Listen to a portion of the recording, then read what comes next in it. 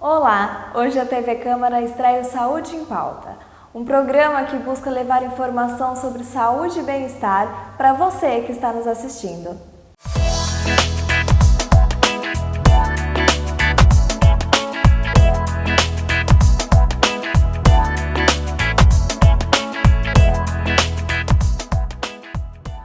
O tema de hoje é sobre o transtorno do espectro autista.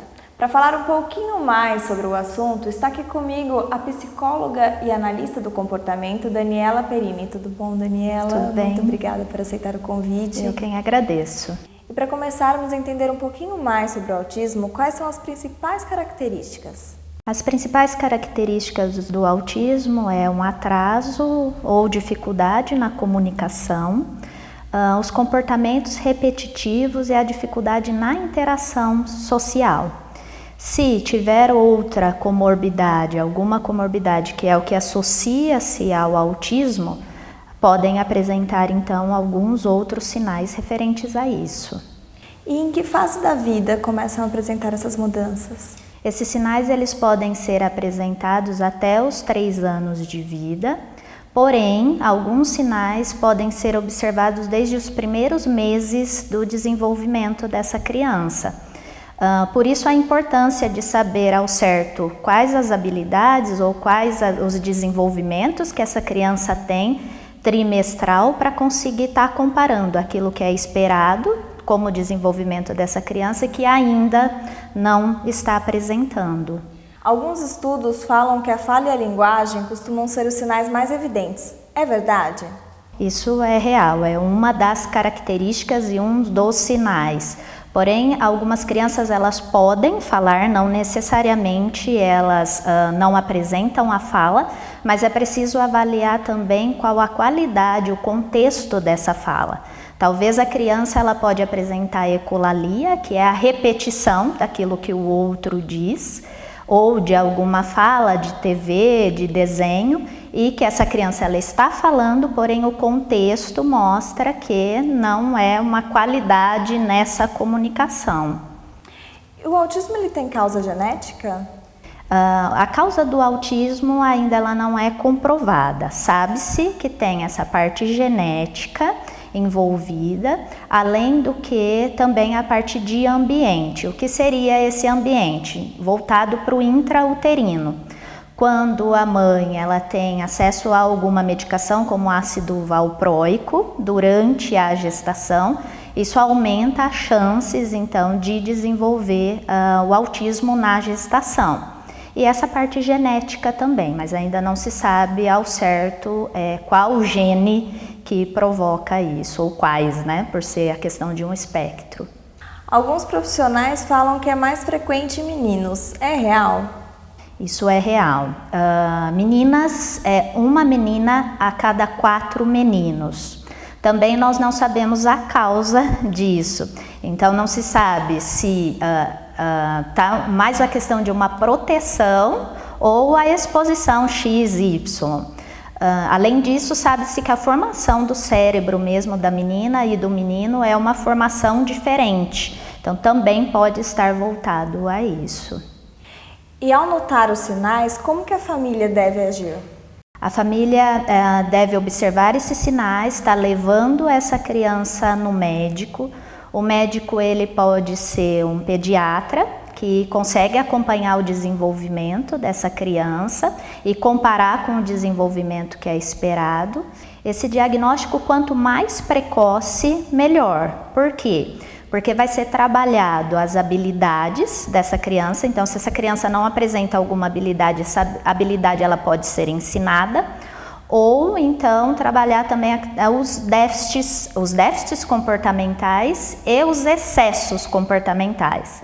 Quanto mais precoce, menos habilidades ficam acumuladas. Então, quando esse atendimento ele é dado às crianças com 1 ano e meio, tem a neuroplasticidade cerebral que vai facilitar a aprendizagem dessa criança também. É possível que esses sinais eles só venham a aparecer na juventude ou na vida adulta? Sim, os sinais, eles podem hoje ser apresentados e tem muitos adultos que já apresentavam esses sinais, porém com a mudança do critério diagnóstico ou com alguns sinais que antes era visto como pessoas esquisitas, comportamentos esquisitos, já são sinais voltados para o autismo.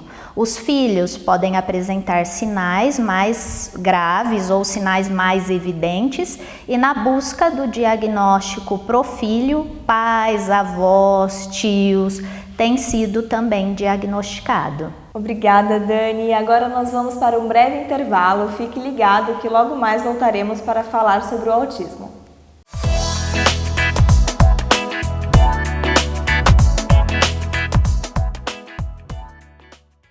Estamos de volta. Nessa primeira edição do Saúde em Pauta, estamos falando sobre o autismo. Para falar sobre o assunto, está aqui conosco a psicóloga e analista do comportamento, Daniela Perini. Tudo bom, Dani? Como estávamos conversando sobre o tratamento, e naquelas situações em que os pais não podem arcar com um profissional particular? Bom, existem algumas formas de encaminhamento. Quem pode encaminhar a Secretaria da Educação, se a escola ou a creche vê essa diferença no desenvolvimento da criança, ou então o pediatra no Sistema Único de Saúde também pode estar fazendo o encaminhamento para o município no centro de reabilitação. Além do que, nós temos também o atendimento no Espaço Crescer, que oferece a consulta com psiquiatra e psicólogos, e na Uniara a avaliação com fono e terapia ocupacional, atendimento generalista. E a criança, ela deve saber da sua situação? Tem algumas crianças que se percebem diferentes. Em alguma fase do desenvolvimento, ela mesma pergunta sobre. Então, por que que eu tenho uma ajuda? Por que que eu sou diferente? Por que que eu reajo dessa forma? Então, existem alguns meios que até o próprio psicólogo pode estar ajudando a desenvolver isso ou a falar sobre isso, essa condição para a criança.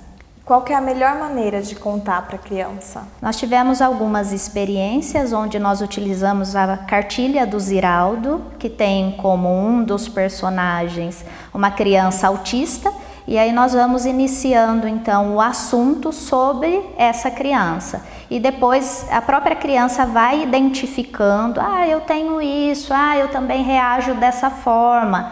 E aí fica uma conversa mais saudável. E quais são os principais tratamentos para o transtorno?